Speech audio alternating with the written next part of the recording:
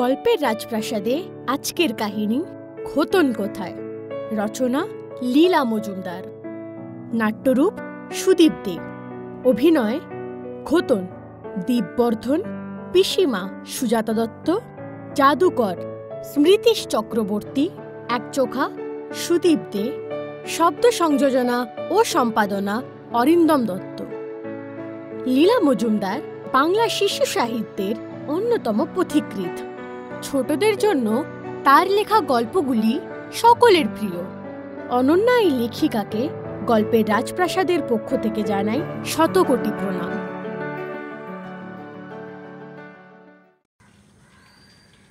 সকালে খুব দেরি করে উঠলাম। উঠেই গায়ের চাদরটা এক লাথি মেরে মাটিতে ফেলে তারই উপর দাঁড়ালাম। চটি খুঁজে পেলাম না। খালি পায়ে স্নানের ঘরে গেলাম। দাঁত মাজলাম না।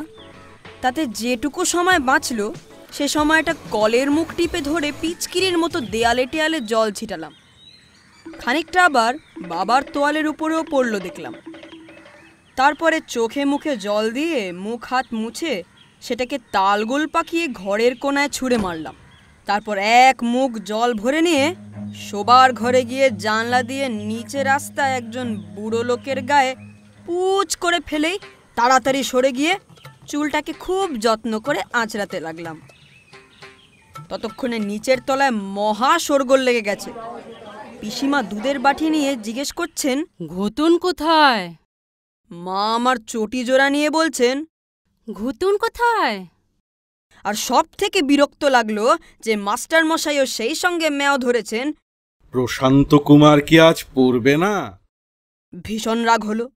জীবনে কি আমার কোনো শান্তি নেই? এই সকালবেলা থেকে সবাই আমার পিছু নিয়েছে। পিসিমাকে সিঁড়ির উপর থেকে ডেকে বললাম, দুধ খাবো না। সিঁড়ির নিচে এসে মাকে বললাম, চটি পড়া ছেড়ে দিয়েছি। বসবার ঘরে গিয়ে গলা নিচু করে মাস্টার মশাইকে বললাম, মা বলে দিয়েছে আজ আমার পেট ব্যথা হয়েছে, আজ আমি পড়ব না। তারপর একেবারে তাকে দরজা পর্যন্ত এগিয়ে দিয়ে সারাটা সকাল রোদ্দুরে বসে পা দোলালাম। আর রাস্তা দিয়ে যত গাড়ি গেল তার গাড়োয়ানদের মুখ ভেঙচালাম। 10টা বাজতেই বই টই কত গুছিয়ে আর কত খুঁজেই পাওয়া গেল না বলে ফেলে রেখে ঝুপঝুপ করে একটু স্নান সেরে খুব যত্ন করে চুলটা ফের আঁচড়ে খাবার ঘরে গেলাম। মা জলের গ্লাস দিতে দিতে বললেন, হ্যাঁ রে, মাস্টার মশাই কখন গেলেন? শুনতে পেলাম না তো। আমি সত্যি করেই বললাম, সে কখন চলে গেছেন তার খবর কেই বা রাখে। ভাত কতক খেলাম, কতক চারপাশে ছড়ালাম, কতক পুষিকে দিলাম, আর কতক পাতে পড়ে রইল। মাছটা খেলাম, ডাল খেলাম, আর ঝিঙে বেগুন ইত্যাদি রাবিশগুলো সব ফেলে দিলাম। মা রান্নাঘর থেকে দেখতেও পেলেন না।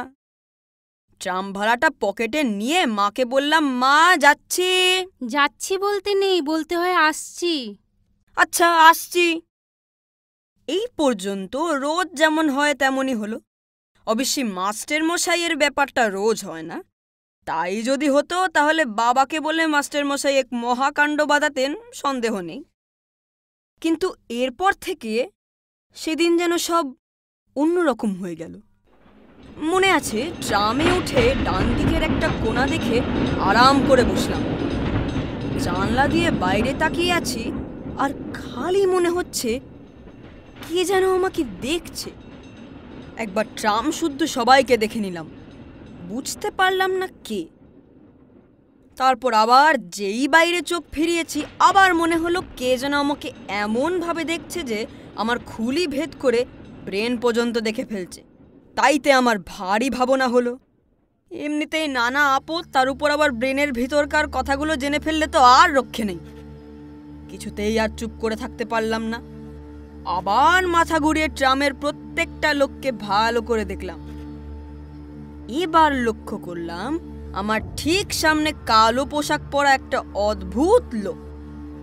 তার মুখটা 3 কোণা মতো, মাথায় গাধার টুপির মতো কালো টুপি, গায়ের কালো পোশাকে লাল নীল হলদে সবুজ চক্রাবক্রা তারা চাঁদ আঁকা, পায়ে সুরওয়ালা কালো জুতো, 2 হাঁটুর মাঝে হাতে ঝুলছে একটা সন্দেহজনক কালো থলে। এরকম লোক সচরাচর দেখা যায় না। অবাক হয়ে একটুক্ষণ তাকিয়ে থাকতেই ভীষণ চমকে উঠলাম। দেখলাম মাথায় টুপি নয়, চুলটাই কিরকম উঁচু হয়ে বাগিয়ে আছে। গায়ে সাধারণ ধুতির ওপর কালো আলোয়ান, তাতে ট্রামের ছাদের কাছের রঙিন কাচের মধ্যে দিয়ে রং বেরং হয়ে আলো পড়ছে। আর পায়ে নাকতলা বিদ্যাসাগরী চটি, খালি হাতের থলিটা সেরকমই আছে। কিরকম একটু ভয় ভয় করতে লাগলো। লোকটা খুশি হয়ে আমার দিকে তাকিয়ে চোখ দিয়ে হাসছে। তারপর স্পষ্ট গলায় বলল, অতই যদি খারাপ লাগে স্কুলে যাও কেন? বড়রা যখন এতই অবুঝ তাদের কথা মেনে নাও কেন? আমার গলা শুকিয়ে গিয়েছিল। জিভ দিয়ে ঠোঁট ভিজিয়ে নিয়ে জিজ্ঞেস করলাম, তবে কি করব? কি করবে? তাকিয়ে দেখো, নীল আকাশে ছোট ছোট সাদা মেঘ উড়ে বেড়াচ্ছে। গাছেরা সব ভিজে পাতায় সোনালি রঙের রোদ মেখে বসে আছে। গড়ের মাঠের ধার ঘেঁষে পুকুরটাকে দেখো, ঘোর সবুজ জল টলমল করছে। আর টের পাচ্ছ দক্ষিণা হাওয়া দিচ্ছে। তারপর লোকটা তার বড় বড় ফুটোওয়ালা নাক তুলে বাতাসে কি যেন শুকে বলল, পেঙ্গুইনের গন্ধ পাচ্ছি। গড়ের মাঠের ওপারে, গঙ্গার ওপারে, বঙ্গোপসাগরের ওপারে, ভারত মহাসাগরের ওপারে কোনো একটা বরফ জমা দ্বীপের ওপর সারি সারি পেঙ্গুইন চলাফেরা করছে। তাদের চোখ মুখে রোদ এসে পড়েছে, ঠোঁট দিয়ে ডানা পরিষ্কার করছে। দু একটা সাদা পালক উড়ে গিয়ে এখানে ওখানে পড়ছে, দেখতে পাচ্ছ না? কি আর বলবো, তখন আমি যেন এসব স্পষ্ট দেখতে পেলাম। আর আমার সমস্ত মনটা আনচান করে উঠল। মনে হলো, এমন দিনে কি কেউ স্কুল যায়? এমন পৃথিবীতে কোনোদিনও কেউ স্কুল যায়? আমি হাঁ করে তার দিকে তাকিয়ে রইলাম। সে আরেকটু আস্তে আস্তে বলল, জানো, ভোর রাতে বড় বড় চিংড়ি মাছ ধরতে হয়। তার এক একটার ওজন 1 সেরের বেশি। 2 দিন ধরে সমুদ্রের নিচে দড়ি বাঁধা সব হাড়ার মতো ডুবিয়ে রাখতে হয়। আর ভোরবেলা ওই দড়ি ধরে টেনে হাড়া শুদ্ধ চিংড়ি তুলতে হয়। তারপর বাড়ি ফেরার সময় আস্তে আস্তে সকাল হয়। তুমি তো জানো যে পূর্ব দিকে সূর্য ওঠে, কিন্তু একথা জানো কি যে পশ্চিম দিকের আকাশটা আগে লাল হয়, তারপর পূর্ব দিকে সূর্য ওঠে, তার ওপর পশ্চিম দিকে লাল রং মিলিয়ে যায়। আর সমস্ত আকাশটা ফিকে পোড়া ছাইয়ের মতো হয়ে যায়। তারাগুলোকে নেবে যেতে যেতে কখনো দেখেছ কি? আমার মনে হলো আমার নিশ্চয় এখানে কিছু বলা উচিত, কিন্তু আমার জিভ দেখলাম শুকিয়ে কাঠের মতো হয়ে গেছে। কিছু আর বলা হলো না, খালি মনটা হু হু করতে লাগলো। সে লোকটা আমার দিকে আরো ঝুঁকে পড়ে বলল, কি জন্য কলকাতায় পড়ে থাকো আর স্কুল যাও?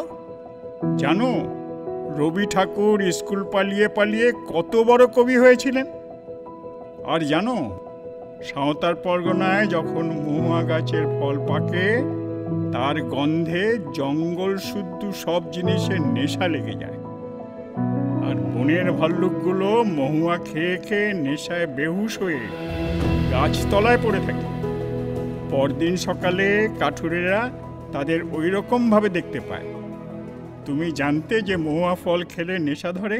আমার তখন মনে হলো, দিনের পর দিন স্কুল গিয়ে আমি বৃথায় জীবন নষ্ট করছি। ওই লোকটা নিশ্চয়ই কখনো স্কুল যায়নি। হঠাৎ দেখি সে উঠে দাঁড়িয়েছে, আমার দিকে ফিরে অম্লান বদনে বলল, এসো। এমন করে বলল যেন বহুক্ষণ থেকে ওই রকমই কথা ছিল। ও নামবে আর ওর সঙ্গে আমিও নামব। আমি নামলাম, যদিও আমি জানতাম অচেনা লোক ডাকলে সঙ্গে যেতে নেই। যদিও দিনের পর দিন পিসিমা বলেছেন দুষ্টু লোকেরা বলে মন্ডা খাবি, সার্কাস দেখবি, এসব বলে ভুলিয়ে ভালিয়ে ছেলেদের ধরে নিয়ে গিয়ে হয় আসামের চা বাগানে চালান দেয়, নয় ঘোর জঙ্গলে মা কালীর কাছে ঘ্যাঁচ করে বলি দেয়। তবুও আমি নামলাম, কারণ রোজ রোজ ওই ঘুম থেকে ওঠা, দাঁত মাজা, পড়া তৈরি করা, স্নান করে ভাত খাওয়া, স্কুলে যাওয়া, স্কুল থেকে সারাটা দিন মান নষ্ট করে বিকেলে আবার বাড়ি ফেরা, সেই খাওয়া সেই শোয়া, ওই রকম দিনের পর দিন, মাসের পর মাস, বছরের পর বছর, যতদিন না অনিশ্চিত ভবিষ্যতে কবেই আমি বড় হয়ে ভালো চাকরি করে ওই সব জিনিসের ভালো ফল দেখাবো, ও আর আমার সহ্য হচ্ছিল না। বইগুলো ট্রামের কোনায় আমার জায়গায় পড়ে রইল।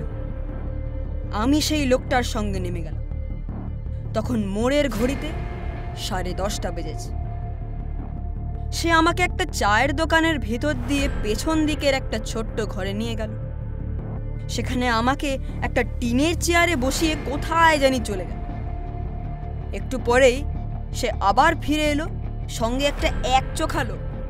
অন্য চোখটার উপরে সবুজ তাপ্পি মারা, একটা পা আছে আর একটা পা কাঠের তৈরি।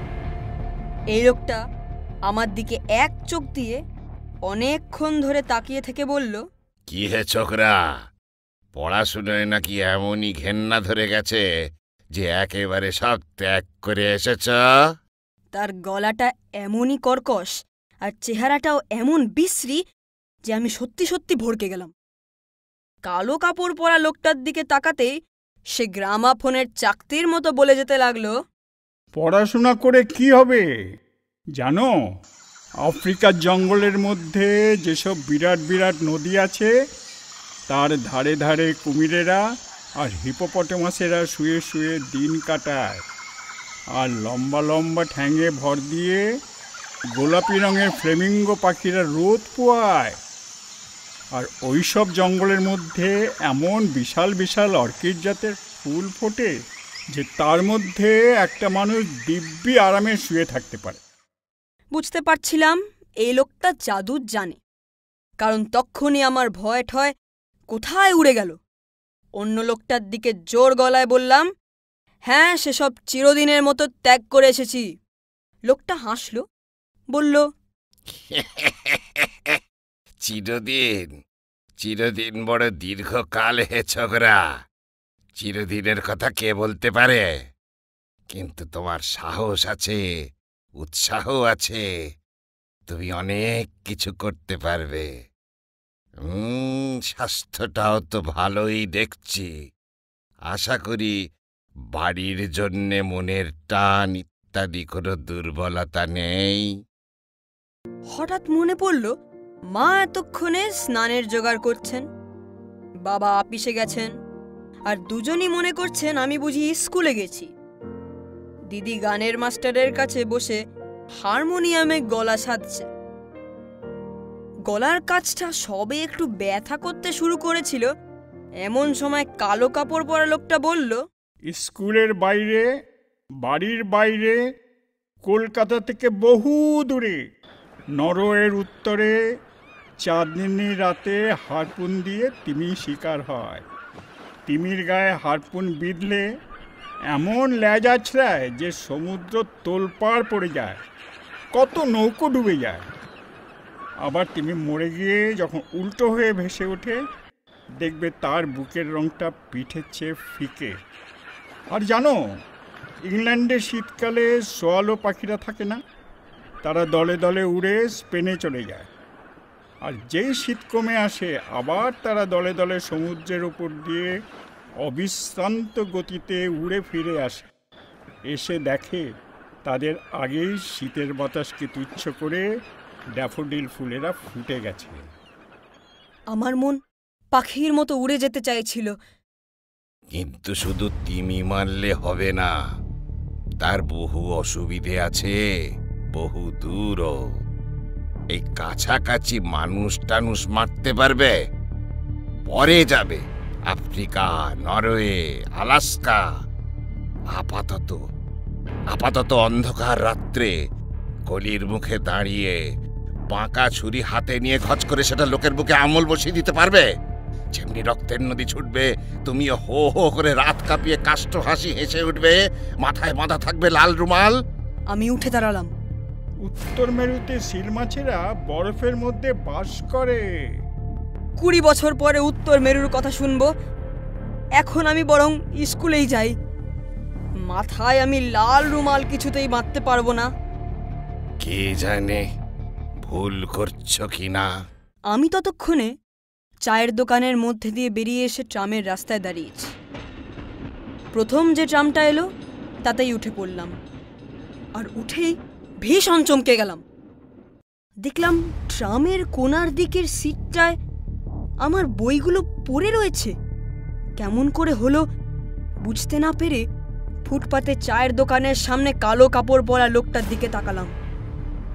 আবার মনে হলো তার মাথায় গাধার টুপি, গায়ের কালো পোশাকে রং বেরঙে চক্রা বকরা আঁকা, আর পায়ে জাদুকরের সুরতোলা কালো জুতো। সে আমাকে হাত তুলে ইশারা করে চায়ের দোকানে ঢুকে পড়ল, আর আমি মোড়ের ঘড়ির দিকে তাকিয়ে দেখলাম তখনও 10:30টাই বেজে রয়েছে।